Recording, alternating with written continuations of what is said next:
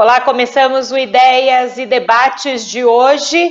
Hoje falando de esporte aqui no Ideias e Debates, até porque a pandemia do coronavírus, ela atrapalhou a vida de muitos setores, né? E um deles, o esportivo, claro. E para debater essa situação com a gente aqui, hoje os nossos convidados, Fábio Bola, jornalista, e também o Guilherme Buzo, que é diretor de comunicação do NBB, o Novo Basquete Brasil. Meninos, começando pelo Bola, bem-vindo, Bola, jornalista, conhece tudo ali dos bastidores de futebol. Bem-vindo, Bola. Oi, Júlia, obrigado pelo convite, é um prazer estar aqui com você, com o Guilherme. Vamos falar bastante dessa pandemia e no que ela afetou o esporte em geral. E o Guilherme, que é diretor de comunicação, falei do NBB. Guilherme, bem-vindo ao Ideias e Debates, conversar um pouquinho também sobre os outros esportes. Valeu, Júlia, obrigado aí pelo convite. Bola, um prazer falar com você também. Vamos ver o que a gente tem de novidade e quanto que essa pandemia tem atrasado aí o esporte um pouquinho aqui no país. Justamente, aproveitando a sua fala, Guilherme, o NBB justamente desse ano foi cancelado, foi isso mesmo, para quem não conhece muito de esporte ou não é muito do basquete, foi isso mesmo que a pandemia fez com o Novo Basquete Brasil. Foi.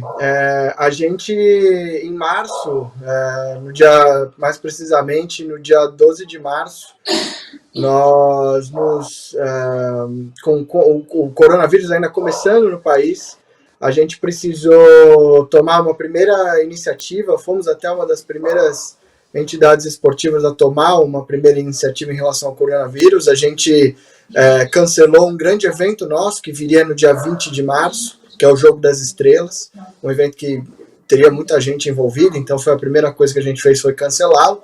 E fizemos alguns jogos com portões fechados, né? Ainda tentando entender como que seria esse movimento governamental e como que todas as esferas do país iam reagir em relação ao coronavírus. Nós somos uma competição nacional, então não dá apenas para se pautar por São Paulo, você precisa se pautar por todas as regiões que a gente tem campeonato.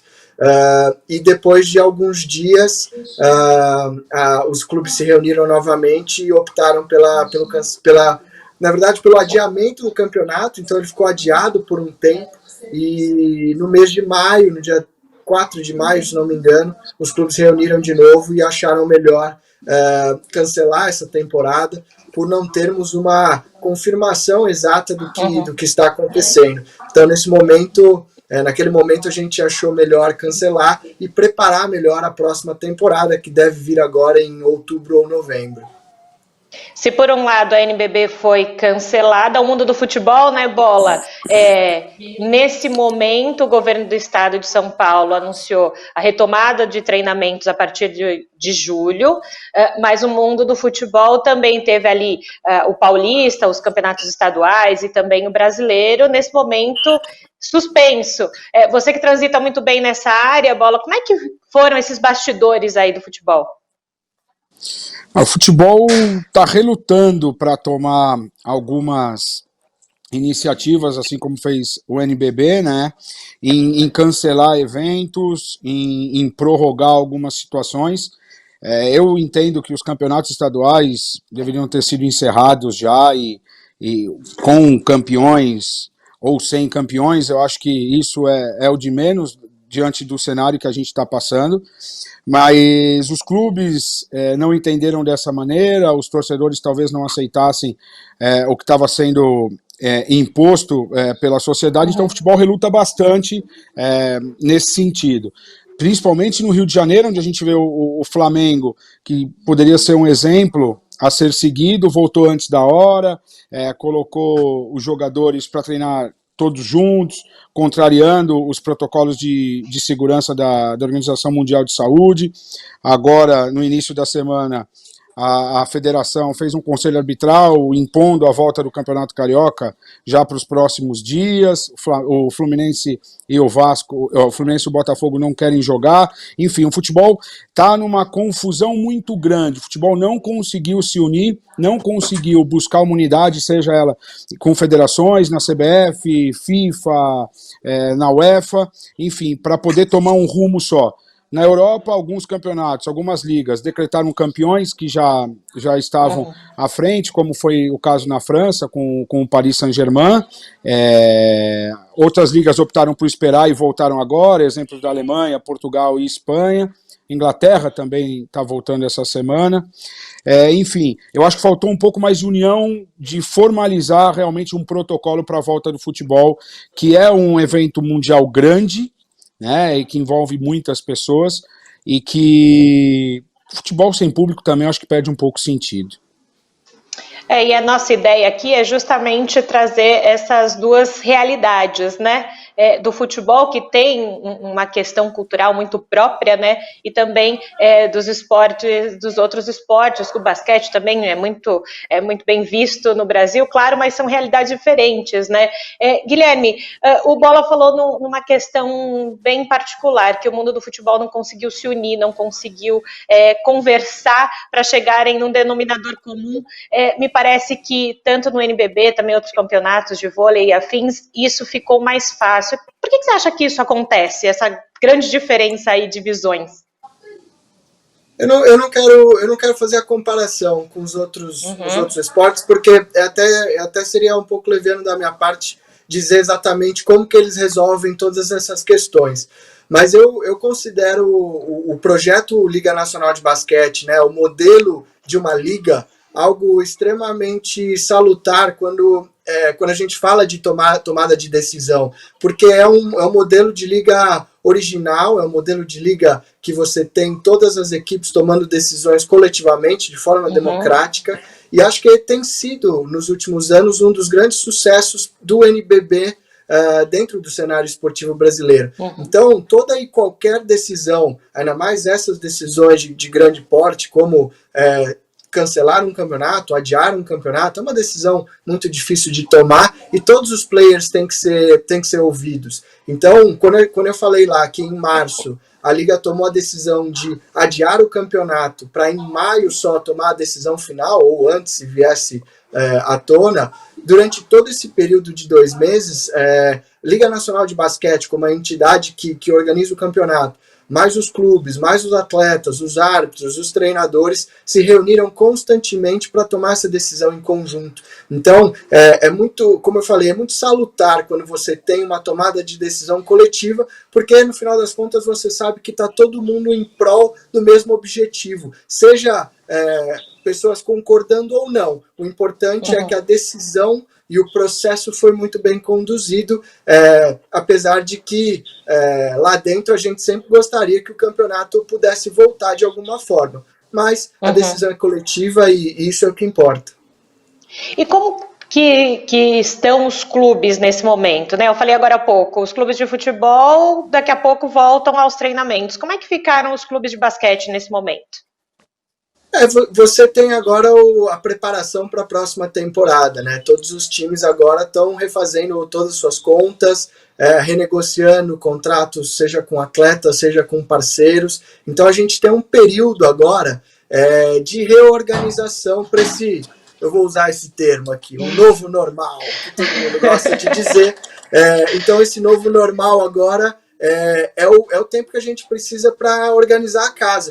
E torcer para que essas iniciativas fora do país, principalmente, como que aqui no Brasil ainda não ocorreram, para que essas iniciativas lá fora realmente tenham sucesso, que esses protocolos de saúde façam sentido e não sejam muito onerosos, porque também comparar a realidade de uma NBA, por exemplo, uma realidade do futebol europeu com a realidade do nosso país, também é muito injusto. Então, o que a gente espera agora, e a gente até está numa situação confortável de poder esperar, diferente do futebol, é que esses protocolos sejam viáveis aqui para a nossa realidade e que a gente possa voltar com tranquilidade agora no mais para o final do ano, já iniciando a temporada 2021.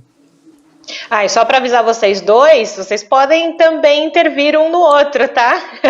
Não precisam esperar eu perguntar também, não. Vou deixar claro aqui no Ideias e Debates, porque justamente essa questão do debate.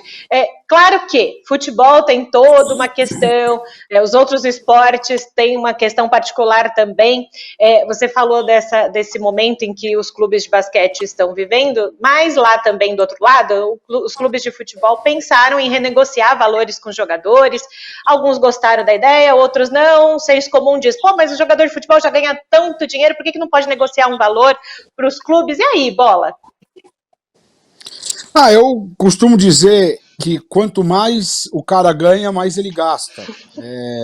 Enfim, obviamente, não é o cara que ganha 1 milhão, se chegar para ele e falar assim, a partir de agora você vai ganhar 750 mil, óbvio que ele não vai passar fome. Mas ele vai ter que reduzir alguns gastos, ele vai ter que se readequar dentro da nova possibilidade. Muitos jogadores não gostaram, fizeram nariz torto, tentaram reivindicar uma ou outra coisa, mas no fim tem que aceitar, né? Porque o clube teve diminuição de receita com bilheteria, teve diminuição de receita com plano de sócio-torcedor, teve diminuição de receita com patrocinador, o próprio Flamengo perdeu 2 dos seus maiores patrocinadores. Eu acho que o menos afetado nisso tudo acabou sendo o Palmeiras, e por questões meramente políticas, porque a patrocinadora, ela já deixou bem claro que ela é pré-candidata à presidência do clube em 2022, e ela vai fazer tudo que ela puder, não vai medir esforços, para que continue com esse patrocínio de forma integral até as eleições. Então eu acho que o Palmeiras é um caso à parte, justamente por isso, por ser uma decisão política, mas eu tenho jogadores de clubes do interior de São Paulo que ficaram sem receber salário 2 meses, já estão em casa, enfim. O próprio Santo André, que era o líder do campeonato, hoje acho que me parece que tem 6 ou 7 jogadores só para disputar o resto do Campeonato Paulista. É uma situação completamente diferente, né? É muito louco isso, né? Enquanto louco. Uns que ganham 1 milhão e não aceitam essa redução, outros que ganhavam 10, 15 mil não receberam 2, 3 meses e não têm onde trabalhar hoje. E aí a gente vê que Corinthians, Palmeiras, São Paulo, Santos é uma questão. Aí você pega o Santo André, que está no ABC Paulista, era o líder do campeonato, aí só tem 6 jogadores, se começar daqui 60 dias o campeonato de novo, como é que joga, né? Mas o Bola falou dessa questão de receita, né? Gui, como é que ficaram as questões de patrocinadores? Porque a gente sabe que o NBB tem patrocinadores, para você colocar um campeonato para rodar, você precisa de patrocinador, você tem o pessoal que trabalha. Como é que ficou, então, para o NBB isso?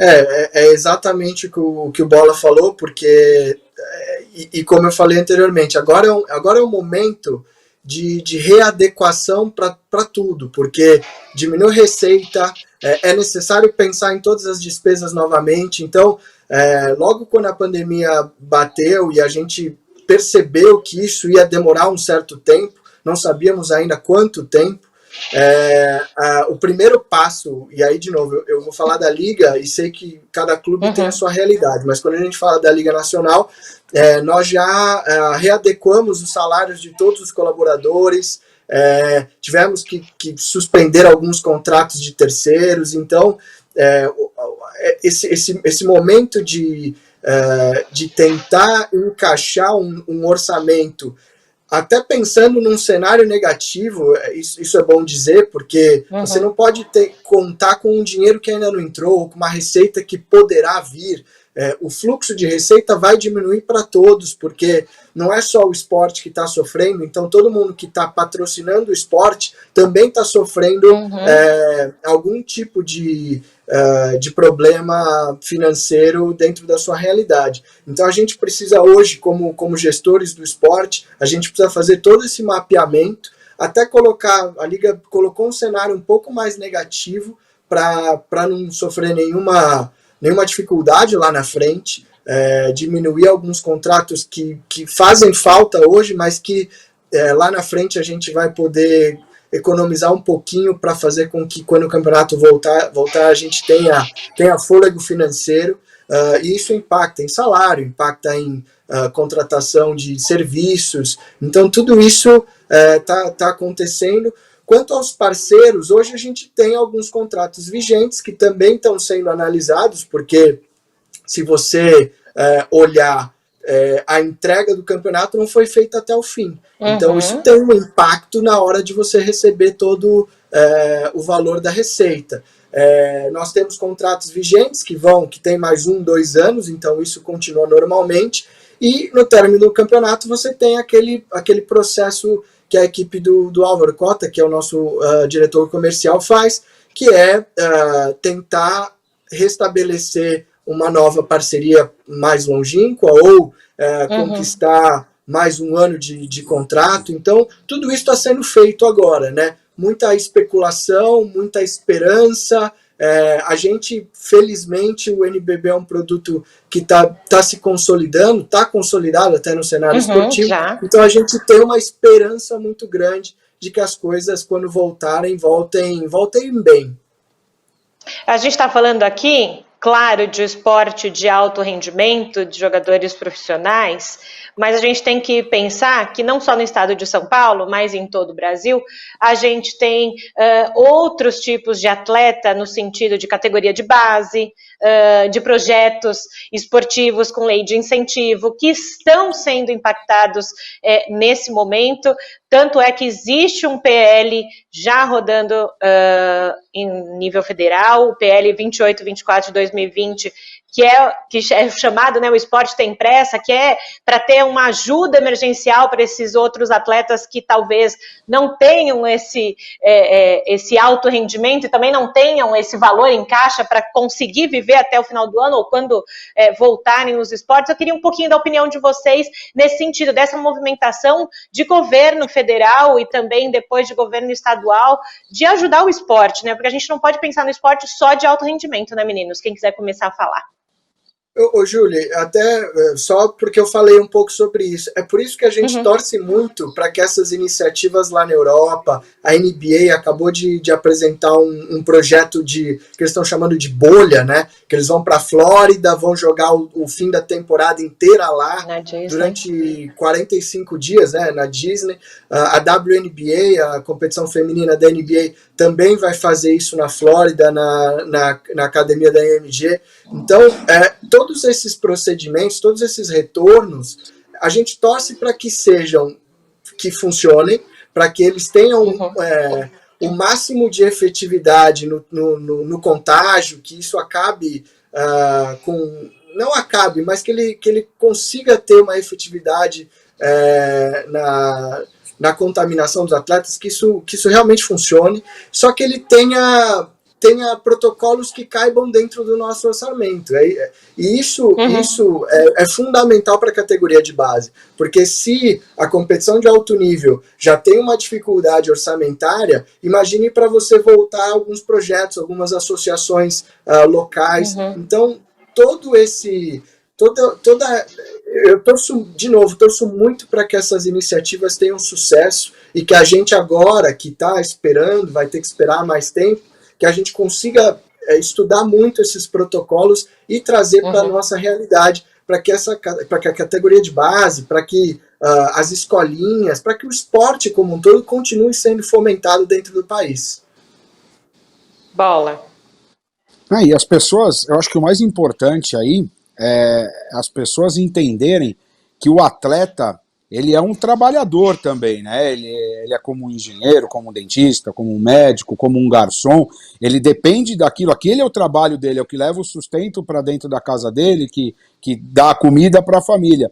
E eu acho que está faltando um pouco disso, um pouco de compaixão justamente com um atleta. E não esse de alto rendimento, eu não digo nem que seja de alto rendimento, mas esses que ganham mais, que têm um salário um pouco maior, que estão colocados em melhores clubes, enfim, isso independente de ser no futebol, no vôlei, no basquete, eu acho que a gente tem que olhar um pouco para quem está lá embaixo justamente nisso, que são trabalhadores como os outros, e merecem essa atenção. Até voltando um pouco no que o Guilherme estava falando do NBB, a gente aqui na agência, a gente tem um cliente, e iríamos participar efetivamente do Jogo das Estrelas, com um contrato fechado, a transparência que a equipe do Álvaro, do Felipe, do NBB, trataram os patrocinadores, os parceiros, logo que essa pandemia começou, foi espetacular. Eu queria aqui dar os parabéns nessa oportunidade para o Guilherme, que ele pudesse levar a todos do NBB, porque foi realmente uma atitude que a gente não está acostumado, principalmente no futebol e no Brasil. Dando voz ao patrocinador, discutindo com o seu parceiro e passando tudo o que estava acontecendo. Realmente foi muito legal e talvez, não, é certeza que por isso o NBB está se tornando um produto de qualidade, chegou para ficar mesmo, é muito legal, viu, Gui? Que legal, fico feliz de ouvir isso. E eu falei, né, que eu acabei falando que todos os players foram envolvidos, acabei não falando dos parceiros, né, parceiros de mídia, os patrocinadores também participaram o tempo inteiro durante esses 2 meses de tudo que estava sendo debatido, desde fórmula de disputa que poderia acontecer, desde todas as preocupações que a gente tinha com a volta ou com o cancelamento de fato, né? E, Bola, eu acho que você falou um negócio muito legal sobre o ecossistema do esporte. Às vezes o público em geral, ele fica pegando muito no pé do atleta que ganha milhões, mas o ecossistema do esporte é muito, muito pequena a proporção de atletas que ganham milhões. Então, quando a gente sofreu muito com isso, quando a gente demorou 2, 3 dias para de fato adiar o campeonato, toda a preocupação que se tem quando se debate esporte e o retorno dele com pandemia ou não, obviamente está na saúde, mas também está na saúde financeira de todo esse ecossistema. Não são só os atletas que vão para campo. Você tem toda a comissão técnica, você tem todo esse fomento do esporte que a gente falou, das categorias de base, você tem toda a cobertura midiática do evento, você tem o pipoqueiro, o churros lá de Franca, você tem o bilheteiro, todo o ecossistema. Então, assim, não é só o atleta que ganha milhões que vai para a quadra ou para o campo. São todas as pessoas envolvidas com o jogo e muitas vezes ganham por partida realizada. Então, se não tem partida, você está realmente tirando o trabalho, está tirando o ganha-pão de muita gente. Então, eu gostei que você falou isso, Bola, porque às vezes fica parecendo que dentre todos as atividades realizadas no Brasil, o esporte é a menos importante. Eu até entendo que tem muita coisa mais importante do que o esporte, mas também tem muitas famílias dependendo do esporte nesse momento. É muito isso, isso que vocês tocaram é essencial, não são só os atletas que estão em quadra, em campo, comissões técnicas, quem trabalha na NBB, no mundo do futebol como Bola, mas existe todo um entorno, né? Quando se fala da sustentabilidade do esporte, a gente está falando isso, né? A gente depende também dessas outras pessoas que trabalham para que o esporte aconteça, né? Naquele momento, né? Naquele momento de jogo só, mas tem muita coisa por trás, né, Bola? É o motorista do ônibus, que nem o Gui falou, é o pipoqueiro, é o cara que vende churros, é o cara que vai vender água, sorvete. Eu acho que o ecossistema é muito grande, é uma cadeia que envolve muitas pessoas, né? Talvez até mais do que qualquer outra profissão, né? Porque não deixa de ser um entretenimento profissional. Os atletas são só a ponta dessa pirâmide, desse iceberg. É óbvio, eles que fazem o show, mas por trás tem toda uma estrutura, tem todo um aparato que envolve milhares de pessoas, muitas famílias que dependem do esporte para viver. E aí, vou aproveitar, eu ia falar isso um pouquinho mais para frente, mas aproveitar a deixa aí do Bola, falando de entretenimento, de show, sem comparar com os Estados Unidos, por favor, porque a nossa realidade é outra. Por favor, eu sei disso, sem comparar, mas a gente sempre fala assim que o esporte ele vai se aproximando cada vez mais do entretenimento né? Que o jogo seria só a cereja do bolo. Alguns lugares tentam fazer isso, alguns times, e assim, eu fui do vôlei por muito tempo, acompanhei muito vôlei, alguns times tentam fazer essa cereja do bolo ser só o jogo e ter outras coisas no entorno, mas eu queria saber da opinião de vocês. O Gui também, que já foi muito para os Estados Unidos por causa da NBA, e o Bola também, que também tem esse pezinho no basquete, né, Bola, não só no futebol, mas que vocês falassem, será que um dia a gente consegue ter essa união entretenimento e esporte de um jeito mais próximo? Quem começa? Julie, não, eu acho que... Não é que eu acho que a pergunta é diferente. Não é se um dia, eu acho que é quando que a gente vai chegar nesse nível, porque passou o tempo do esporte por esporte, sabe? Principalmente de alto rendimento. Hoje, quando a gente vê a performance, o hábito do fã, o hábito de consumo de todos nós, né? E a pandemia evidenciou isso, né? Porque você hoje consome conteúdo o tempo inteiro de diversas plataformas, de diversas formas. Então, o esporte por esporte, ele vai perdendo... Se o cara não é muito fanático, ele tem uma série de outras coisas para fazer. Na mão dele, né, no celular. Então, para o cara sair da casa dele para ir até o campo de futebol ou para ir até o ginásio, isso precisa ser muito bom. E é óbvio que o esporte por esporte, se você não é muito fanático, às vezes não tem muito a ver. Se não está numa fase final de campeonato, para que eu vou até lá, sabe? Se eu posso assistir ou pela TV, ou se eu posso fazer outra coisa. Eu posso ir no cinema, eu posso ir no teatro, eu posso ir no parque, eu posso... né? Eu tenho filho pequeno, então... Será que todo o acesso ao estádio é legal? Então, eu acho que isso é um caminho sem volta, que nós brasileiros precisamos evoluir rapidamente, e isso é até uma análise profunda que a gente faz, porque a gente faz o Jogo das Estrelas, e a gente mencionou isso agora há pouco, que é um evento inteiramente de entretenimento, mais até do que de performance, e lota ginásio. Só que a gente, quando olha o NBB como um todo, os 280 jogos que a gente executa, não necessariamente a gente está nesse nível ainda. Então, o nosso futuro, nossa meta, a nossa dedicação para os próximos anos é fazer com que o esporte ultrapasse a barreira do esporte, que ele seja um evento de entretenimento. E para isso é necessário uma evolução constante dos clubes como um todo, da liga como um todo, de todas as modalidades, dos gestores. E acho que o futuro é esse. Espero que mais rápido do que essa sua pergunta, que você diz, será que um dia? Não, temos que chegar lá. Isso tem que ser mais rápido do que a gente às vezes imagina. Bola.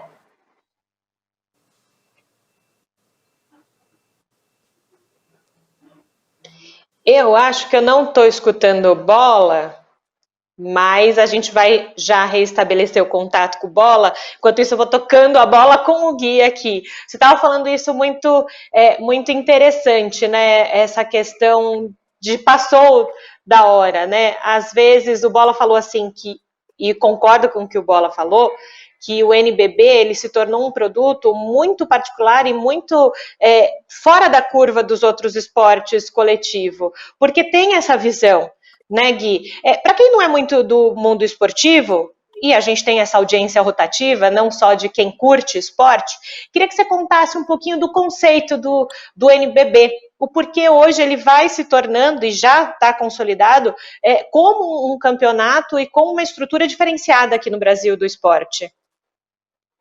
Pô, Júlio, eu vou tentar resumir, mesmo porque o foco não é esse, mas assim, se você me perguntar, fale sobre NBB, eu fico muito tempo aqui. Mas assim, basicamente, primeiro que é o conceito de coletividade e decisão democrática. Então, isso é fundamental na hora das grandes decisões. Então, todos os clubes se envolvem na hora de decidir, não é uma decisão top-down. A gente nunca trabalhou dessa forma. E acho que isso é um dos grandes segredos do sucesso.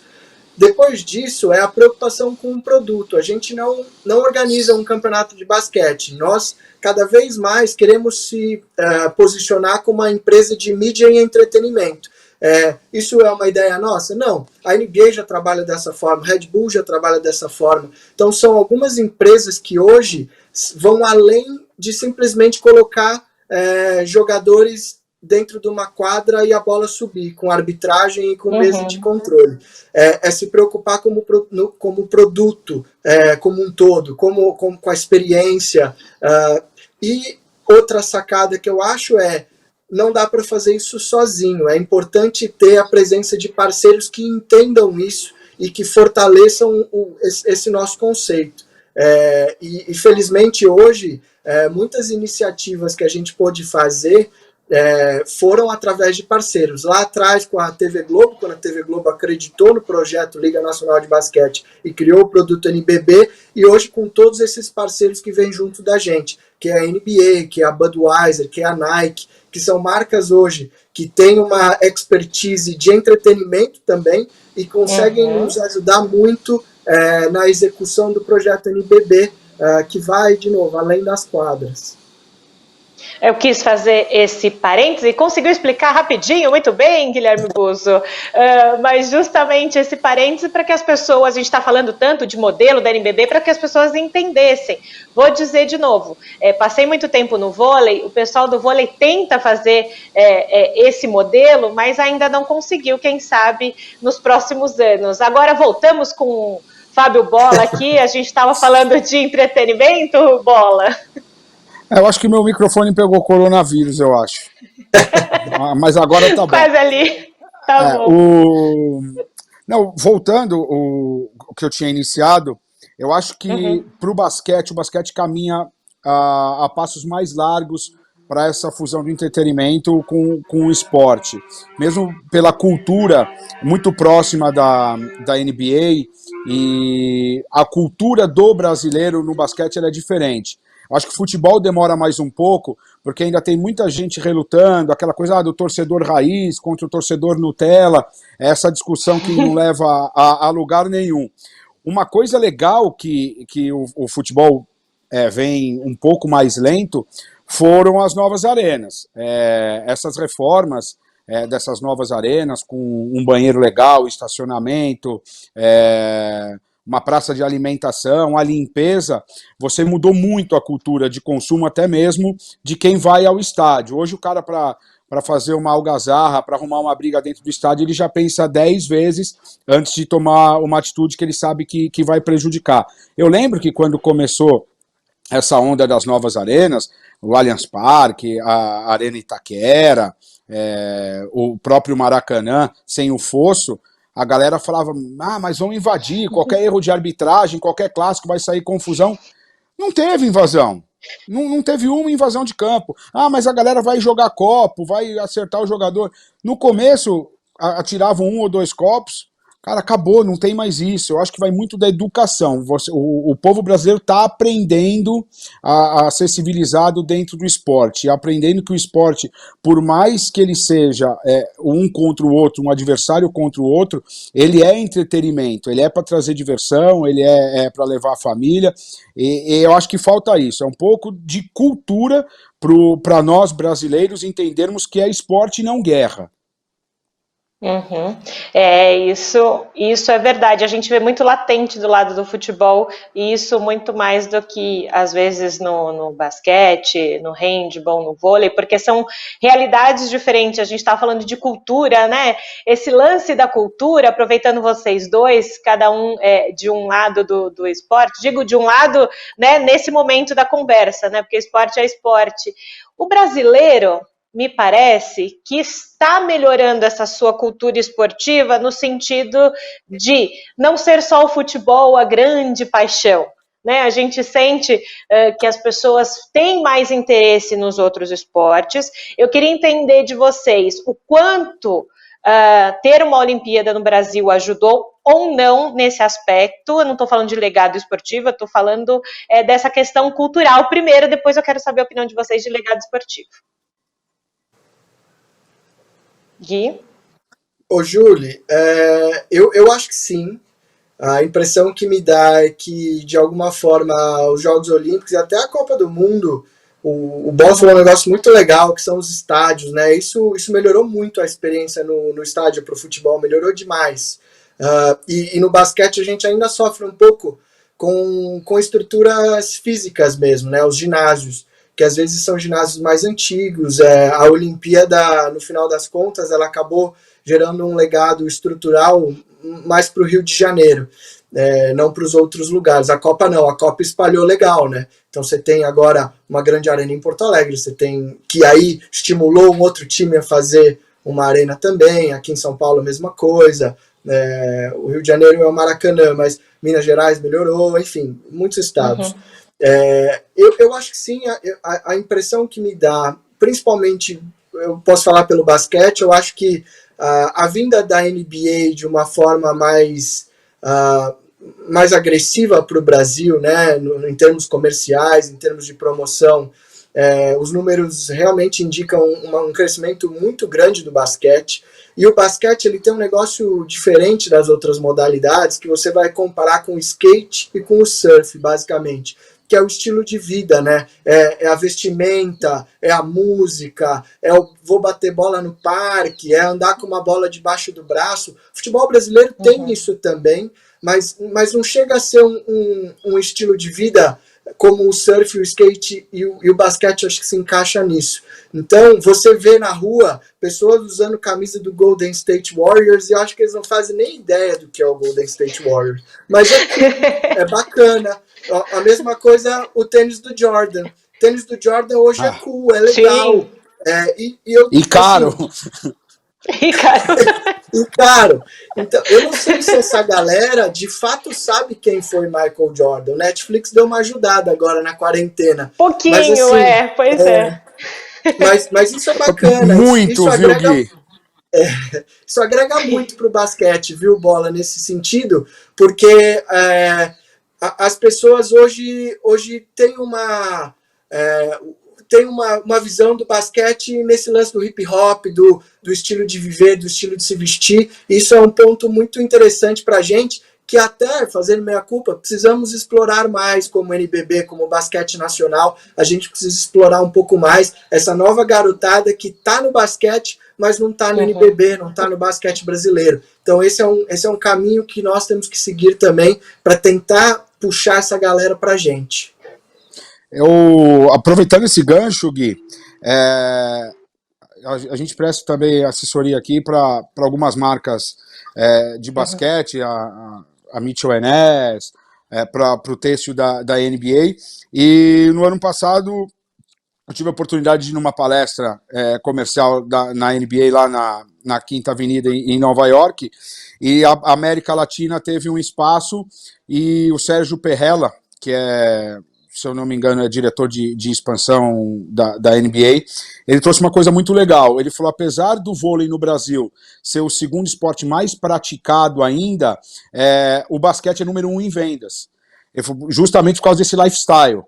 Ele falou, muitas vezes o cara não sabe o que ele está vestindo, se o time é de São Francisco, se o time é de Los Angeles, se o tênis é do Jordan, se é do Kobe, mas ele se identifica com aquilo, com aquele estilo de vida, a tatuagem, a corrente, o jeito de andar. Ele falou, é muito legal isso, o basquete fomenta isso, né? E falta um pouco da gente explorar justamente e trazer para o lado da prática do esporte. E é tão legal que o basquete você pode jogar sozinho, cara. O futebol não dá para você jogar sozinho, né? O basquete, uma bola e uma tabela, o cara fica ali. Ele aprimora um arremesso, ele aprimora uma bandeja, enfim. É muito legal. Eu acho que o grande lance do basquete é esse mesmo do lifestyle. O Guilherme falou agora há pouco que a Netflix ajudou muito, né? Bombou demais o último arremesso, contou a história ali da década de 90, do Chicago Bulls. Confesso, gente, eu assisti a Chicago Bulls, vai revelar a idade. Space Jam, quem nunca assistiu, até meu filho agora com 6 anos assistiu, poxa vida. Você assistiu Chicago. Eu que peguei o Los Angeles Lakers do Magic Johnson. Mais velho aí a gente não revela idade. A gente não revela idade, né, Gui? O Gui pegou também Não. o Michael Jordan. Não, eu só conheço o LeBron James. O Jordan eu fui estudar, brincadeira. Mas o LeBron Ele James acha que ele é o novinho do negócio. e o Gui conhece o LeBron James da segunda passagem pelo Cavs. Exato. No Miami ele lembra gente. pouco. Então, ó, vai revelar a idade desse momento, mas sabe o que é muito legal desse momento? É que a gente traz um lance de memória, né? Eu tava falando aqui da minha década de 90, de ver Space Jam, que trago pro meu filho que tem 6 anos, que adorou ver o Jordan. Vou contar essa, foi engraçado. Eu tenho uma camiseta do Chicago Bulls e ele achava que era o Toro Ferdinando, porque a referência dele é o Toro Ferdinando, né? Justo. Justo. E aí ele viu que eu tava assistindo o Jordan. E ele falou, mamãe, do Toro Ferdinando? Eu falei, da camisa do Toro Ferdinando. E aí ele começou a querer ver quem era o cara que jogava o basquete. E vou dizer que ele tem no quarto dele uma tabela de basquete. Ele gostou tanto que pediu isso. Então você vê assim, a gente está conversando aqui, essa conversa também entre amigos, mas no sentido de mostrar como as referências são passadas. E eu acho que isso que fica de tão importante do esporte, né, gente? É o que vai lá, bola. Não, eu acho que é isso mesmo, é a busca de um ídolo, da referência dos seus pais, da história que representa, e eu acho que o basquete vem muito preencher essa lacuna que o futebol brasileiro hoje deixou. Porque você hoje não tem grandes ídolos nos clubes, o jogador pouco se identifica com o torcedor, é muito comercial a relação. Não que a NBA não deixe transparecer essa relação comercial, que eu acho que ela é muito presente também, mas ela traz justamente isso, é a relação do esporte com o entretenimento. A pessoa sabe que ali é um show, mas que tem a disputa. É muito legal isso. Eu acho que o basquete vem preencher justamente isso. O ídolo fica mais tempo no clube. Você não acaba com um time em 6 meses. Você viu o Chicago Bulls da década de 90, o Lakers da década de 80, o Golden State Warriors agora nessa última década. São times que levam o seu ídolo, que sabem fazer com que a coisa se torne um legado.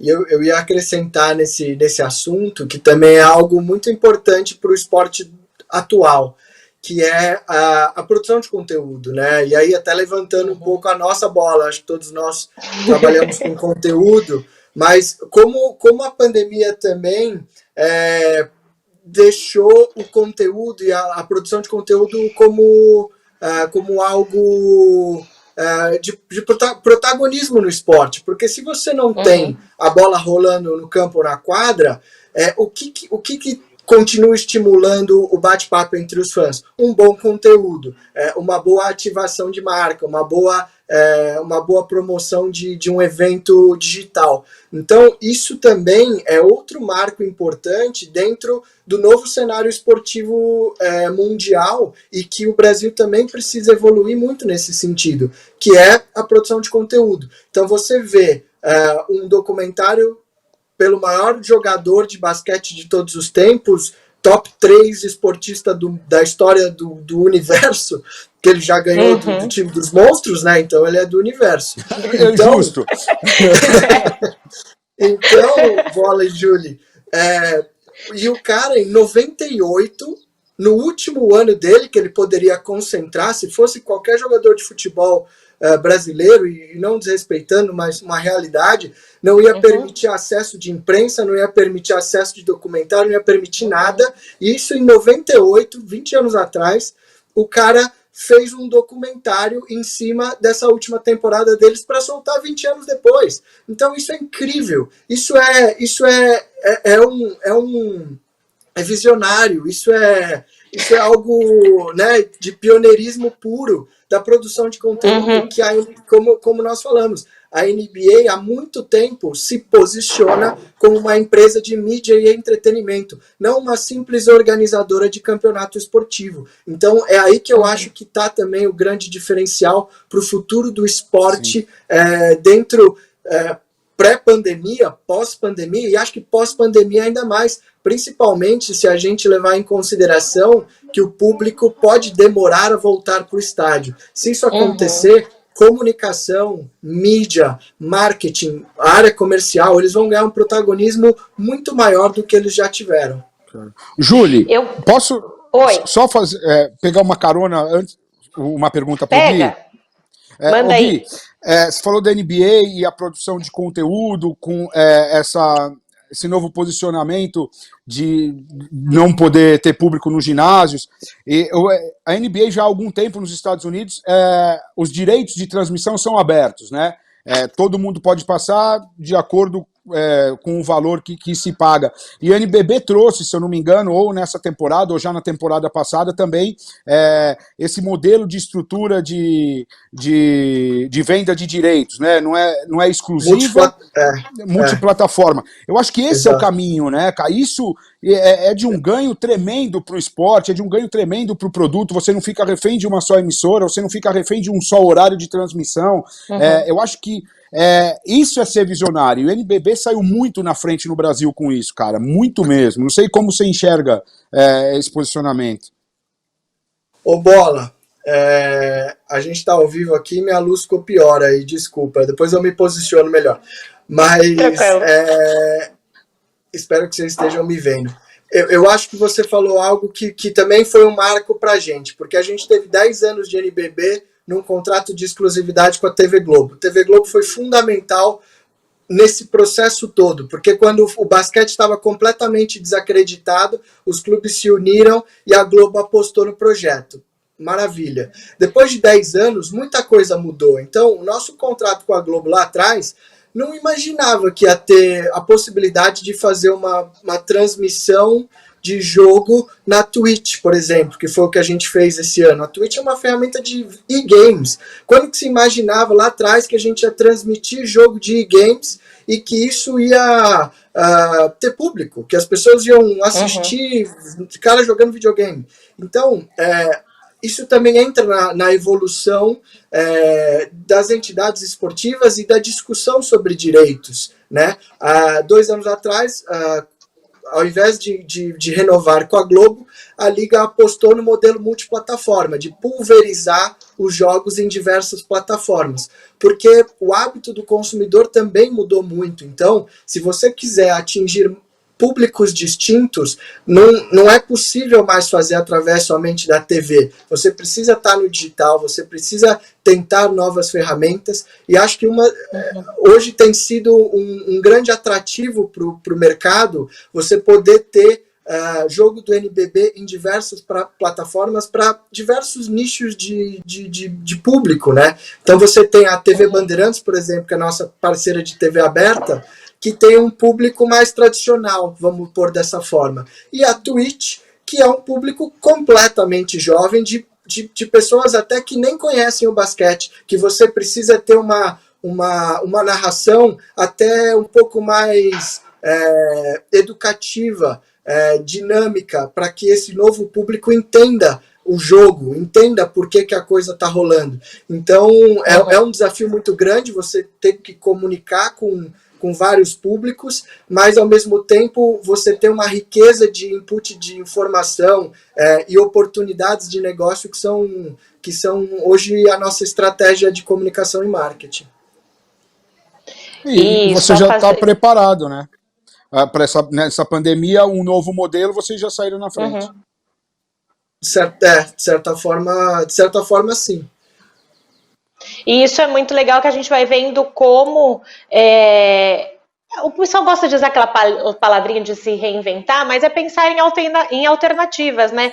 Quem quiser, lá no site da NBB, a gente viu, eu acompanhei também algumas lives que foram feitas, alguns encontros online, principalmente uma das últimas que foi feita, sensacional, sobre racismo, que infelizmente o nosso programa está acabando. Eu queria tocar nesse assunto, mas a gente está ali quase terminando aqui, porque o papo tá bom, quase batendo 1 hora de programa, mas assim, de importante, né, de se comunicar, e que eu não vi do lado do futebol, né? Eu também acompanho muitos clubes ali, a gente não viu essa conversa com o torcedor, né, fora do campo, né, como o Gui falou, dessa produção de conteúdo. Então você vê, não só a NBB, mas também, vamos lá, a Confederação Brasileira de Vôlei tem feito alguns conteúdos, produção de conteúdos bem interessantes também, mas a gente não viu isso no futebol, Bola. O futebol se escondeu. Eu pego o exemplo, o Palmeiras, nos primeiros 60 dias da pandemia, o Palmeiras proibiu os atletas de fazerem lives. Eu acho isso um absurdo, porque você está cerceando o seu patrocinador, você está cerceando o seu torcedor, você está matando o nome do clube, e por nada. O cara ia estar na casa dele sem fazer absolutamente nada, por que não fazer uma live com ele no canal oficial do clube, ou no canal oficial do seu patrocinador, ou de algum outro repórter? O futebol se escondeu. O futebol precisa aprender muito ainda. O futebol engatinha em várias questões. É o esporte mais praticado no mundo, é o esporte mais difundido do mundo, mas em algumas questões o futebol ainda deixa muito a desejar. Não sei se pelo tamanho que tem o futebol é mais difícil as ações acontecerem, isso também pode ser um dos pontos, ou se é por pura preguiça mesmo, nós somos os líderes, então vamos deixar do jeito que tá, sabe? Infelizmente. Pois é, né? Essa questão de achar que tá tudo bem, vamos ficar assim mesmo. Gente, vou te falar que esse bate-papo aqui muito gostoso com vocês dois, mas a gente já está acabando Ideias e Debates de hoje. Então, Gui, obrigada pela sua contribuição de contar aqui para a gente um pouquinho dessa realidade da NBB e do mundo esportivo. Obrigada, Gui. Eu que agradeço, Júlio, pelo convite.